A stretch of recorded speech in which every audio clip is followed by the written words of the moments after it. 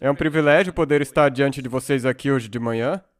O pastor Hayward disse para mim há 3 semanas atrás: todos os pastores estão viajando, você poderia fazer a pregação no dia 30 de maio? Então eu pensei um pouco sobre o assunto e depois de um tempo eu liguei para ele e disse: tudo bem. E daí, que nem com todo o sermão, eu fiquei me perguntando sobre o que eu vou pregar.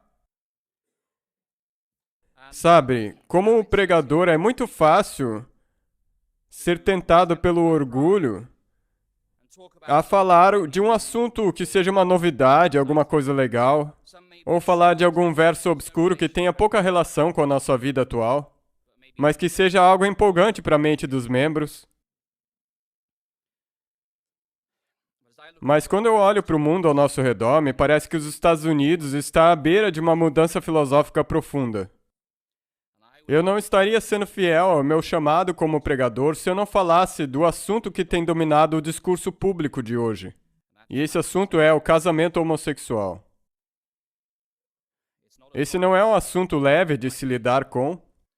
Existem pessoas reais com emoções reais envolvidas nisso. Pessoas com esperança de encontrar amor e companheirismo para o resto das suas vidas. Portanto, nós não podemos abordar esse assunto com um megafone ou com um dedo apontando. Nós devemos nos comportar como discípulos de Jesus Cristo, que veio ao mundo para salvar os perdidos.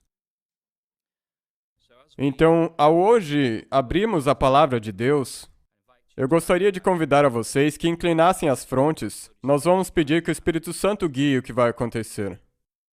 Deus, nosso Pai, nós vivemos num mundo que tem mudado diante dos nossos olhos. Nós nos voltamos a Ti porque Tu não mudas. Porque Tu és o nosso Criador. E Tu conheces o Teu propósito perfeito para cada um de nós. Pai, nós sabemos que Tu provastes o Seu amor por nós. O Seu amor não é como um cartão de Dia dos Namorados que não custa nada. E sim um amor provado no Calvário. Então, Pai, eu peço que hoje de manhã o Teu Espírito esteja presente aqui. Pai, alguns podem discordar daquilo que nós vamos dizer hoje aqui. Alguns talvez elogiarão. Mas, Pai, nós falamos disso para que todos se salvem. Então, Pai, que Tuas palavras sejam as minhas palavras, que Teu Espírito fale através de mim. E que os nossos corações e mentes estejam dispostos a seguir onde quer que o Teu Espírito conduza. Obrigado por ouvir esta oração, em nome de Jesus eu peço. Amém. Como parte da pesquisa para escrever esse sermão, eu fui ao YouTube. Não para poder achar outros sermões sobre o tema, mas eu queria ver a última entrevista com Jeffrey Dahmer. Antes que esse criminoso encontrasse o fim da sua vida numa cadeia, ele gravou uma entrevista feita pela PBS. E nessa entrevista ele explicou a sua filosofia de vida, você pode ver ela. Se você for no YouTube e procurar Jeffrey Dahmer, entrevista 1994, você vai ver. Ele foi um assassino em série e estuprador, que cometeu o estupro, assassinato e esquartejamento de 17 homens e garotos entre 1978 e 91. Muitos dos seus crimes envolveram a necrofilia e o canibalismo. Ele entendia muito profundamente a correlação entre Deus e a moralidade. Ele não era um pirado. Ele disse o seguinte, e eu cito: eu sempre acreditei na mentira de que a teoria da evolução fosse verdade. Que todos nós evoluímos a partir de uma gosma e depois da morte já era. Se alguém não acredita que existe um Deus a quem nós teremos que prestar contas, então qual que é o sentido de tentar mudar o seu comportamento para que ele se encaixe dentro do aceitável? Fim da citação.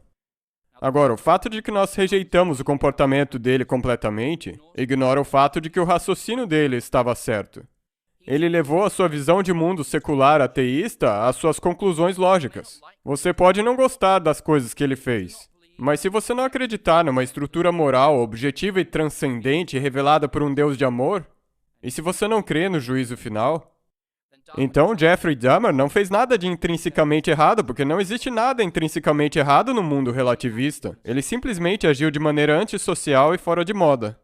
Se nós não temos uma moralidade divinamente revelada que nos chama ao arrependimento, não esqueçamos que a primeira coisa que Jesus disse foi: arrependa-se. A primeira coisa no ministério dele. Se nós não temos uma moralidade absoluta divinamente revelada, só nos sobra uma versão relativa da moralidade. E num conceito relativo de moralidade, na verdade, nenhum comportamento pode ser condenado. Você busca o que quer que você desejar, o que quer que te traga felicidade.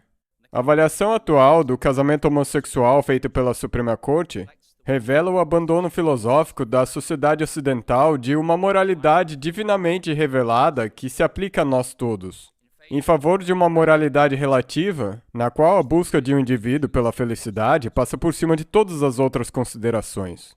Agora, se você tomar um tempo e for ao site da Suprema Corte, você pode ler a transcrição do que os juízes da Suprema Corte pediram dos advogados. O juiz Samuel Alito entendeu muito bem as implicações filosóficas. Ele fez uma pergunta para o advogado em prol do casamento homossexual. O casamento sempre foi definido como sendo entre um homem e uma mulher. E se você quer que homossexuais se casem, você está redefinindo o casamento como uma união de duas pessoas que se amam. O que então impediria de que no futuro se tornasse 4 pessoas, 2 homens e 2 mulheres, ou 2 advogados? O que impediria que 4 advogados viessem à corte e pedissem que o casamento deles fosse reconhecido? Porque uma vez que nós começamos a redefinir o casamento de acordo com a vontade de todos, então não tem mais definição de casamento. O juiz Alito entendeu muito bem as implicações filosóficas do que a Suprema Corte estava prestes a determinar. Então, como nós reagimos ao que está acontecendo ao nosso redor? Bem, o ponto inicial para qualquer discussão é o seguinte: é o Evangelho do amor de Deus, sua graça e sua misericórdia, dado a cada um de nós na vida, na morte e ressurreição de Jesus Cristo. Sob o senhorio de Cristo, nós abordamos essas questões de uma posição de igualdade humana fundamental e solidariedade com os homossexuais, sejam eles irmãos ou não. Porque todos nós, sem exceção, somos pobres pecadores perdidos sem esperança, exceto pela misericórdia abundante oferecida na cruz por Jesus Cristo. E na igreja que existe pela graça de Deus, não existe lugar para orgulho espiritual ou humilhação de outros, como se a nossa própria justiça tivesse suplantado o sacrifício de Cristo no Calvário e fosse a base da nossa própria salvação. O Evangelho é a proclamação alegre do amor triunfante de Deus por todos os pecadores, para todas as pessoas desse mundo. É uma mensagem gloriosa de libertação da nossa escravidão no pecado, a nossa escravidão à morte. Cristo se tornou vitorioso sobre todo poder e domínio que oprime ou ameaça a vida humana ou a sua existência. Hoje eu vou ler bastante do que eu escrevi. Às vezes, quando você prega, você tem 3 tópicos em mente e você fala em torno deles. Você anda ao redor do púlpito, fala sobre esses temas conforme o Espírito te move, mas não é o que eu vou fazer hoje aqui. Porque eu reconheço que todos nós somos tocados de maneira muito profunda por isso que eu vou dizer hoje. Portanto, eu vou ter que tomar cuidado. De uma perspectiva bíblica, nós afirmaremos que amor humano nunca é uma lei a si mesmo autovalidante e autojustificante. O amor não pode ditar a sua própria estrutura. E por que eu digo isso? Porque o amor não existe isoladamente. O amor é o cumprimento da lei de Deus, de acordo com Romanos 13, verso 10. Portanto, o amor somente é válido quando ele opera dentro do contexto divinamente inspirado pelas Escrituras e a vontade de Deus revelada para nós. Nenhum comportamento pode ser declarado moral ou aceitável socialmente simplesmente por adicionarmos a ele o adjetivo amável. O Jeffrey Dahmer não poderia alegar que o que ele fez foi certo e moral simplesmente alegando que foi um ato amável ao estuprar, matar, esquartejar e congelar os corpos das vítimas dele. Quando nós consideramos o assunto do amor, nós precisamos lembrar que a aceitação não é a mesma coisa que amor. É profundamente diferente. Eu posso te aceitar o que você faz simplesmente porque eu não dou a mínima para você. Eu sou totalmente apático contra você. Eu posso aceitar o que você faz porque eu vejo que isso vai te causar dano e eu gostaria de ver você sofrendo. A aceitação não é a mesma coisa que amor. Mas quando o jovem rico veio até Jesus em Marcos capítulo 10 e disse: Mestre, o que farei para herdar a vida eterna? A Bíblia diz a resposta no verso 21 e diz: E Jesus, olhando para ele, o amou. É a primeira reação que nós temos de Jesus. A reação que Jesus teve a esse jovem rico foi de amor a ele. Mas Jesus não simplesmente disse: Eu te aceito como você é. Jesus continuou e disse: Falta-te uma coisa. Vai, vende tudo quanto tens, dá-o aos pobres e terás um tesouro no céu. Então vem e segue-me. O amor que Jesus mostrou não foi meramente uma aceitação, porque aceitação não é a mesma coisa que amor. Nós podemos aceitar porque simplesmente não estamos nem aí. O amor de Jesus tomou a forma de um desafio para aquele jovem, um apelo exigente para que aquele jovem ganhasse a eternidade, mudando sua vida e vivendo de acordo com a santa vontade de Deus. Se eu estou prestes a causar danos a si mesmo, um verdadeiro amigo não ficaria quieto. Se eu estou prestes a fazer algo prejudicial em qualquer área da minha vida, um verdadeiro amigo falaria isso na minha cara e diria: Conrado, você está num caminho perigoso, saia dele. O amor genuíno ao próximo não pode ser separado de um amor à verdade de Deus e sua vontade, porque isso se relaciona a nós e ao nosso próximo, e ao viver humildemente de acordo com a santa vontade de Deus. Então, antes que cheguemos aos textos negatórios das Escrituras com relação à atividade homossexual, nós vamos primeiramente discutir a posição afirmativa de Deus a respeito da sexualidade humana. E é importante entender as intenções afirmativas de Deus a respeito da sexualidade humana para que possamos posteriormente estabelecer um contexto com mandamentos negatórios e proibições que nos protegem contra a corrupção da intenção original perfeita de Deus. Eu gostaria de convidar vocês que abrissem a Bíblia em Gênesis capítulo 1, versos 27. Nós queremos encontrar a fundação da nossa criação. E nós nos reunimos aqui para adorar o nosso Criador e ouvir a voz dele em nossas vidas. Gênesis capítulo 1, verso 27, é um verso famoso. E agora nós lemos o seguinte. Aqui diz: Criou Deus, pois, o homem à sua imagem. A imagem de Deus o criou. Homem e mulher os criou. O texto fundacional da existência humana cristã nos ensina que Deus criou os seres humanos como homem e mulher. E essa distinção sexual entre homem e mulher é uma parte intrínseca do que originalmente foi uma boa criação. E essa descrição não é nem negada e nem endeusada nas Escrituras. A distinção entre homem e mulher é firmemente enraizada nos propósitos criativos de Deus. A história da criação é uma história de distinção entre as águas de cima e as águas de baixo, distinção entre a terra e o mar, entre a noite e o dia, entre macho e fêmea. Quando Deus destruiu o mundo no dilúvio, ele simplesmente eliminou uma dessas distinções entre as águas de cima e as águas de baixo. Nesse universo, nosso mundo existe sob esse princípio da distinção. Mas nessa passagem nós vemos que o homem e a mulher juntos, eles formam a unidade da humanidade. A forma primordial da humanidade é a comunhão entre o homem e a mulher. Ser um humano é compartilhar a humanidade com o sexo oposto. Uma comunidade composta de um só sexo, quer seja um monastério, ou um convento de freiras, ou um casamento homossexual, por definição não pode refletir a intenção original de Deus para com seus filhos.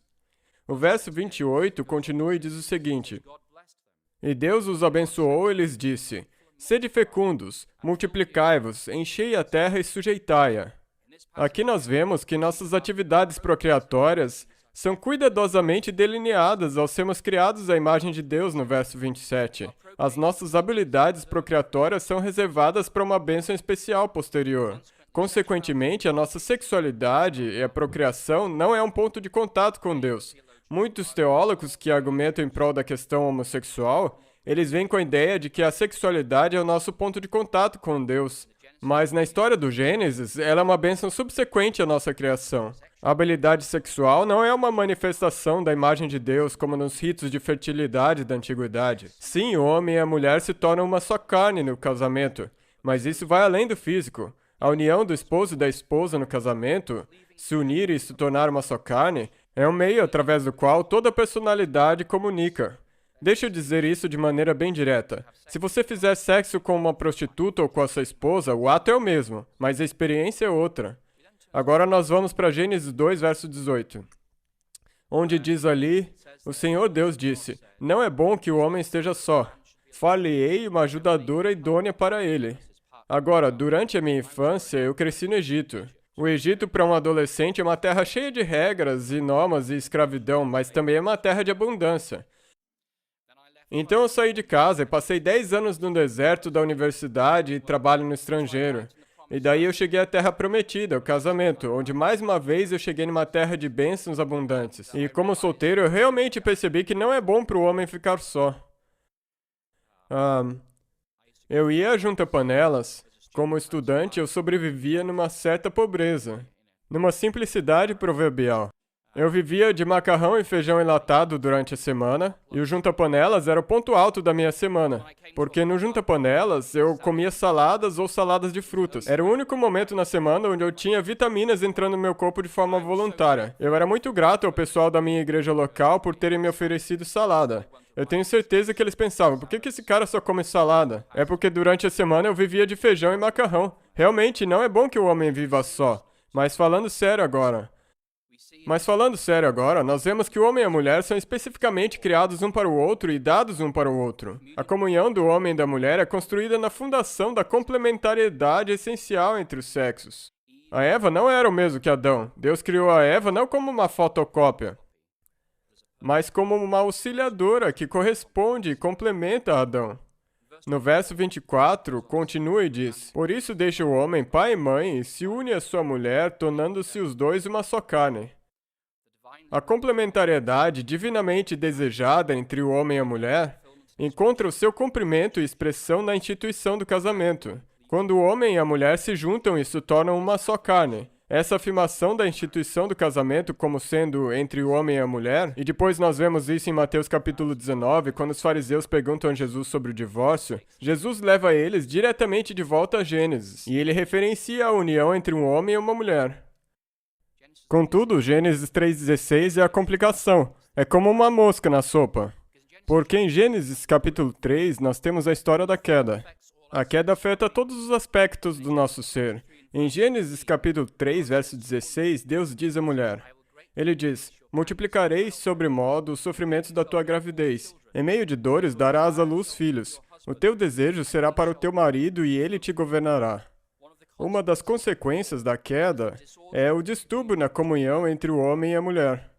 Agora, o aspecto procriatório se tornou perigoso e doloroso para a mulher. No lugar da complementariedade amável que Deus desejava no Jardim do Éden, nós vemos que o marido vai governar Eva. Domínio talvez se tornou dominação. Portanto, a comunhão procriativa e complementar entre o homem e a mulher é a intenção original e a única intenção de Deus para a sexualidade humana e os relacionamentos. A santidade dessa união fundacional é restringida na palavra de Deus por ensinamentos que protegem ela da corrupção, do adultério extramarital, da fornicação premarital, da zoofilia, do incesto, da homossexualidade, do estupro, do lesbianismo, da pedofilia, da poligamia, da poliginia, da necrofilia e de qualquer outro mau uso da sexualidade humana fora da vontade de Deus. Então é nesse contexto mais amplo da intenção original de Deus para nós que nós interpretamos o retrato bíblico consistentemente negativo do casamento homossexual. Quanto mais a criação de Deus vai se afastando dele, o impacto do pecado na humanidade se acumula de geração em geração. Então, a comunhão originalmente tensionada entre o homem e a mulher, incluindo as suas manifestações sexuais, também se afasta cada vez mais e mais do plano original de Deus para a sexualidade humana. Essa é uma razão pela qual muitos teólogos entendem que sentir atração pelo mesmo sexo não é algo inerentemente pecaminoso. É mais um elemento, uma manifestação de estar quebrado. Todos nós experimentamos isso como resultado da queda. O ato pode ser pecaminoso, mas simplesmente a atração é uma manifestação de estar quebrado pela queda. Para muitos homossexuais hoje, ou aqueles que se sentem atraídos por crianças ou animais ou qualquer outra criatura, é importante reconhecer que a orientação ou a preferência sexual exclusiva, como um psicólogo diria, é simplesmente o resultado da experiência humana até onde eles podem conscientemente se lembrar, e não parece ser para eles uma questão de escolha, é involuntária. Uma das grandes falácias do debate sobre o casamento homossexual é a noção de que se a atração homossexual é algo que nascemos com, então tem que ser natural e, por definição, deve ser algo bom. A orientação homossexual, durante toda a existência consciente de alguém, não é necessariamente a vontade perfeita de Deus para os seus filhos. Todos os seres humanos nascidos nesse mundo caído têm problemas involuntários. Todos experimentamos isso. Algumas pessoas experimentam isso na forma de espinha bífida. Algumas pessoas experimentam esse problema involuntário na forma de uma predisposição a ter câncer de mama, ou um comportamento violento, ou orgulho, ou egoísmo, ou uma atração sexual exclusiva por outros homens, crianças ou qualquer outro ser vivo. E o fato de nós termos nascido desse jeito não faz que isso reflita a maneira que Deus planejou que nós fôssemos. A imperfeição ainda é imperfeição. E quer esses problemas da minha imperfeição ou a sua imperfeição sejam voluntários ou não, não é a questão. Então agora nós vamos ver o que o Velho Testamento diz e depois nós vemos o que o Novo Testamento diz. Nós não vamos fazer uma revisão exaustiva das Escrituras, nós vamos olhar para alguns dos destaques. E antes de nós nos voltarmos a Gênesis 19 e a história de Sodoma e Gomorra, é importante reconhecer que a antiguidade, Salomão dizia que não há nada de novo debaixo do sol. O meu tio-avô era um arqueólogo, ele era especialista nos escritos dos cananeus. E quando eu falei com ele sobre isso, ele disse, como Salomão disse, não há nada de novo debaixo do sol. Não existe nada hoje em dia que os cananeus já não praticassem naquela época. Zoofilia, necrofilia eram conhecidos e praticados entre os egípcios, hititas, cananeus e mesopotâmios. Interessantemente, essas atividades não eram intrinsecamente condenadas, mas eram reguladas de várias formas por essas sociedades. Então, o primeiro verso para o qual nós vamos olhar hoje de manhã, o contexto do Oriente Médio e da Antiguidade era cheio dessas práticas de imoralidade sexual. Gênesis 19, de 4 a 10. Eu não vou ler as passagens para vocês hoje, eu tenho certeza que a maioria de vocês conhecem a história de Sodoma. E Abraão, ele estava tentando negociar com Deus para tentar salvar Sodoma. E Abraão disse nos capítulos anteriores, Deus, se houver 50 justos na cidade, você salvaria ela? E Deus disse, bem, ok, se houver 50 justos, eu vou poupar a cidade. E Abraão pensou, ok, vamos tentar um passo de cada vez aqui. Se ele está disposto a salvar a cidade por 50, então vamos negociar por 45. E Deus disse, sim, por 45 eu poupo a cidade. E Abraão negocia com Deus e finalmente Deus diz em Gênesis 18, 32, Abraão disse, se porventura houver ali 10, e Deus responde, não a destruirei por amor dos 10. Então os dois anjos vão à cidade de Sodoma. Era importante que houvessem duas testemunhas para testificar o que estava acontecendo, de acordo com a lei de Moisés. E as duas testemunhas vão até a cidade de Sodoma, os dois anjos, e eles foram chamados para a casa de Ló, que era um residente estrangeiro, ele não era um cidadão dali. E antes deles se deitarem, em Gênesis 19:4, diz que todos os homens da cidade, desde o mais velho até o mais novo, aquilo não era um evento isolado. Todos os homens foram até ali. Eles cercaram a casa e chamaram Ló e disseram, onde estão os homens que vieram a ti essa noite? Traze-os fora até nós para que possamos conhecê-los. E como que Ló interpretou isso? Será que ele achou que eles só queriam tomar um chazinho? Mais pra frente, o texto indica que claramente há um elemento sexual nessa história. A despeito dos claros esforços daqueles que gostariam de reescrever as escrituras do jeito mais brando possível. Essa é uma história de uma tentativa de estupro homossexual. A história não aborda diretamente a homossexualidade, mas ela discute a questão do estupro homossexual. É uma distinção que nós temos que reconhecer. Embora Sodoma tenha entrado para a história como um exemplo do julgamento divino sobre a homossexualidade, sobre aqueles que praticam esses atos, as Escrituras têm uma visão mais complexa sobre o porquê Deus trouxe destruição a Sodoma. Se vocês forem até Ezequiel, capítulo 16, que é bem conhecido, nós vemos que tentativa de estupro homossexual não era o único problema que existia em Sodoma e Gomorra. Ezequiel, capítulo 16, do verso 48 ao 50, nos diz que Sodoma tinha outros problemas espirituais.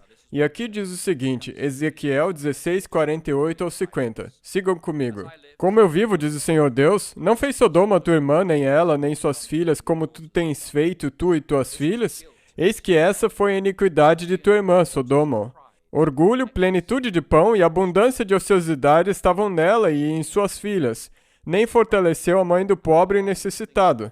Foram arrogantes e fizeram abominações diante de mim, pelo que, em vendo isso, as removi dali. Então, por esse verso aqui, nós podemos ver que o problema que Deus tinha com Sodoma e Gomorra não era somente o crime de uma tentativa de estupro homossexual, mas também tinha um problema pelo fato de que eles andavam em mentiras. Eles eram arrogantes, tinham excesso de comida e não faziam nada para ajudar o pobre entre eles.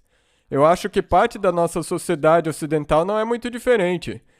Nós também temos muitos que são ricos. Se você for depois para o Velho Testamento, Jeremias 49 e Amós 4, esses pecados de adultério, mentiras, orgulho, cometer abominações, são mais uma vez visitados.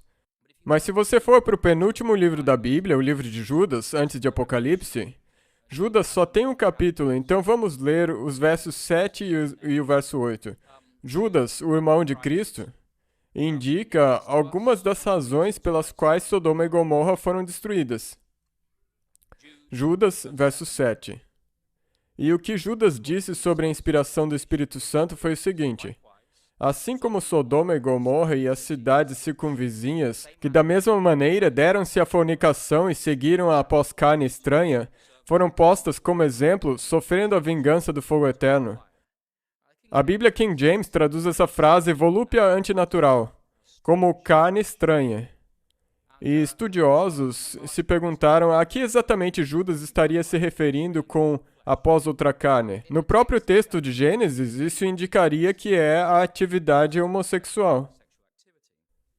Mas o texto aqui de Judas poderia ser lido de maneira muito mais ampla, significando toda a imoralidade sexual, não só a tentativa de estupro homossexual. Se você voltar algumas páginas, a 2 Pedro 6, nós vimos outro comentário. 2 Pedro 2, versos 6 a 10, nós vemos outro comentário por que Deus destruiu Sodoma e Gomorra. 2 Pedro, capítulo 2, verso 6, diz o seguinte: e reduzindo a cinzas a cidade de Sodoma e Gomorra, ordenou-as à ruína completa, tendo-as posto como exemplo a quantas venham viver impiamente. E agora pulamos o verso 10, que fala daquelas pessoas naquelas cidades, especialmente aqueles que, segundo a carne, andam em imundas paixões e menosprezam qualquer governo. Então Pedro enfatiza a natureza sexual dos pecados das pessoas de Sodoma. E mesmo que pecados homossexuais estejam incluídos, nós por esse texto não somos justificados a falar somente dos pecados homossexuais. Todas as paixões depravadas são incluídas como razões para a destruição da cidade de Sodoma e Gomorra. Quando nós olhamos para Juízes capítulo 19, quando eu era pequeno, a gente não tinha televisão em casa. Meu pai cuidava de 5 igrejas, às vezes eu via o mesmo sermão 3 vezes no mesmo dia. E como adolescente, eu sentava nas fileiras do fundo da igreja e lia o livro de Juízes. O livro de Juízes era o livro que eu achava mais interessante de toda a Bíblia quando eu era adolescente. Se você não souber o porquê, vai para casa e leia. Imagine que você fosse um adolescente. Mas o livro de Juízes começa com um herói. O primeiro juiz é um homem de integridade, chamado de Otniel, um homem sobre o qual o Espírito de Deus age, e conforme nós percorremos o livro de Juízes, o caráter dos próprios juízes se torna cada vez mais ambíguo, até que nós chegamos ao Sansão, um homem que se apaixonava por qualquer mulher que ele visse. Mesmo assim, ele era um juiz. E finalmente, nos últimos 3 capítulos de Juízes, 19, 20 e 21, nós temos ali uma história que ecoa a história de Sodoma e Gomorra. E se você nunca leu, leia a história de Juízes 19. É a mesma história que aconteceu em Sodoma e Gomorra. Exceto que dessa vez não era Sodoma e Gomorra. Dessa vez era a cidade de Gibeá de Benjamim, uma das tribos de Israel. Um levita está passando, voltando à região montanhosa de Efraim, e ele fica hospedado ali com os efraimitas, e é um estrangeiro do mesmo jeito que Ló era um estrangeiro. Ele fica hospedado ali uma noite. Mais uma vez, os homens da cidade cercam aquela casa. O hebraico é muito parecido, Gênesis 19 com Juízes 19. Existe um eco consciente entre essas duas passagens. Os homens cercam a casa, os benjamitas, uma das tribos de Israel, e eles batem na porta e exigem que o visitante seja trazido para fora para que eles possam conhecê-lo. E o visitante entende que essa é uma exigência sexual. Então ele coloca para fora a concubina. Então essa mulher foi sacrificada para satisfazer as exigências de 2 grupos de homens competindo entre si. Dá para dizer que ela foi bucha de canhão. Aquela mulher foi abusada a noite inteira, e quando o homem acorda e abre a porta, ele vê ela deitada com a mão sobre o limiar da porta, e nesse ponto da história não está claro se ela morreu. Ele diz: levante-se, nós vamos para casa. E não é muito, digamos assim, que ele não se interessava muito pelo bem-estar da mulher dele. Ele cortou ela em 12 partes e enviou para todas as regiões de Israel. E disse: alguma coisa assim tão ruim já aconteceu em Israel antes? A história continua e inclui uma espiral decadente e catastrófica de estupro, assassinato, esquartejamento, guerra civil, assassinatos em massa, aliciamentos em massa de meninas para colocá-las em casamentos forçados e mais estupro ainda. Juízes 21, verso 25 é um verso famoso. E diz o seguinte: naqueles dias não havia rei em Israel. Cada um fazia o que achava mais reto. Era uma era de relativismo moral. E quando nós vivemos numa sociedade onde o relativismo moral domina, pessoas como Jeffrey Dahmer não são imorais. Eles simplesmente estão expandindo o envelope da experiência humana. Relativismo moral leva ao colapso pessoal, social e nacional. Assim, Sodoma e Gomorra, essas histórias são implicitamente condenadas por causa do estupro homossexual, mas essa história não aborda as questões das relações homossexuais consensuais. Se nós formos para o nosso próximo texto do Velho Testamento, Levíticos 18, Levíticos 18 faz parte do Códice da Santidade do Velho Testamento. Quando o Concílio de Jerusalém se reuniu e disse aos crentes e gentios o que eles deveriam obedecer ou não do Velho Testamento, aos crentes e gentios foi dito que não comessem comidas oferecidas aos ídolos, não comessem animais sufocados, não comessem carne que tivesse sangue e não se envolvessem em porneia, ou seja, imoralidade sexual. E essas 4 restrições vêm do livro de Levíticos do Velho Testamento, quando essa lei foi dada para os levitas e para os filhos de Israel todos juntos. Levíticos 18 é um desses capítulos chaves que se aplicam aos cristãos de hoje, assim como as discussões do Concílio de Jerusalém em Atos 15. Não está limitado somente ao sacrifício de Jesus no Calvário. Em Levítico capítulo 18, no verso 22, no meio de várias proibições contra incestos, zoofilia e tudo mais, a palavra de Deus diz o seguinte: com o homem não te deitarás, como se fosse mulher, é abominação. Israel deveria viver de acordo com as leis de Deus para mostrar a verdadeira natureza da moralidade. E esse capítulo condena a homossexualidade, o sacrifício infantil, condena o adultério, também condena o incesto e a zoofilia.